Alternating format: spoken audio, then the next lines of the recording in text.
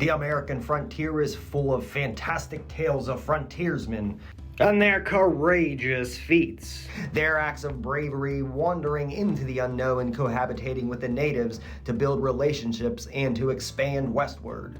What a wonderful story to tell, but who were the men who passed these stories from the heroic men like Daniel Boone, and in this case, Lewis and Clark? Men like Patrick Gass are often the gateway to the Western tales we lay our ears upon.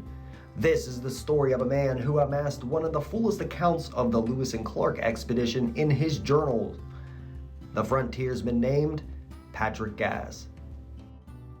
So begins the first entry in the first journal published about the Lewis and Clark expedition. The writer's 33-year-old Patrick Gass was one of the expedition's oldest participants and would live to become the oldest survivor. June 12, 1771, frontiersman Patrick Gass was born near present Chambersburg, Pennsylvania at Falling Springs. Gass was raised near the Pennsylvania frontier, moving with his family to Uniontown, Catfish Camp, which is now Washington, Pennsylvania, and Mercersburg, where he learned carpentry. In the 1790s, he was stationed as a ranger at the Yellow Creek, Ohio, and later across the Ohio River at Bennett's Fort on Wheeling Creek. His job was to guard the frontier against Indian attacks. In 1792, Gass joined a company of rangers on the Virginia frontier. In 1797, Patrick Gass and his family were living in the Brooke County area when he joined the Army for 2 years, later being a sergeant, and was dispatched to the Kaskaskia in the Illinois Territory. In 1803, there was a Captain Merriweather Lewis who arrived in the Kaskaskia and asked for volunteers for the Lewis and Clark expedition. Lewis and Clark were extremely careful in their choice of volunteers, choosing only one from every 100 who applied. They wanted stout and healthy frontiersmen in top physical condition, men capable of bearing bodily fatigue in a petty considerable degree, for Clark knew well that a judicious choice of our party is the greatest importance to the success of this vast enterprise. Impressed by his carpentry skills and frontier experience, they chose Gass to join the expedition.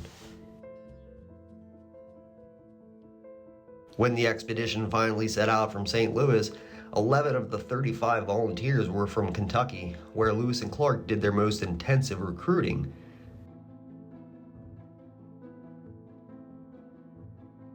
Seven were associated with Pennsylvania, including Gass, Hugh McNeil, George Gibson, John Newman, John Bailey, George Shannon, and Peter M. Weiser, a descendant of a frontier diplomat.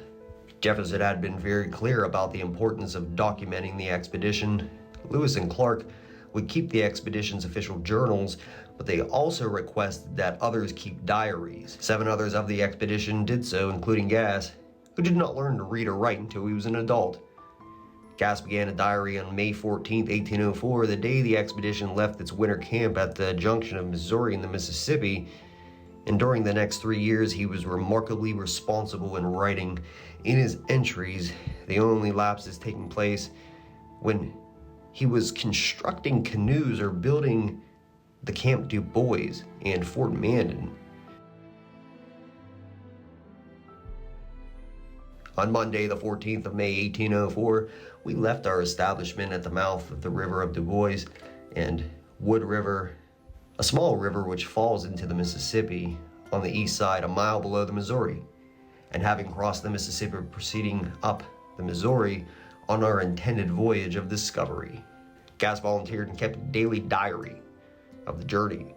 His journal, published in 1807, was the only complete published account of the expedition available for several years. Gass served as a private in the War of 1812, fighting in the Battle of Lundy's Lane during the British assault at Fort Erie. In 1815, he returned home to Brooke County, where he spent the rest of his long life. Now, Patrick Gass, the last survivor of the Lewis and Clark expedition, he died in 1870 at the age of 98. He was then buried in Wellsburg. Thank you for exploring this channel, And if you like this content, please be sure to subscribe and share this with your friends. And always, make sure you get out there and explore. Thanks, guys.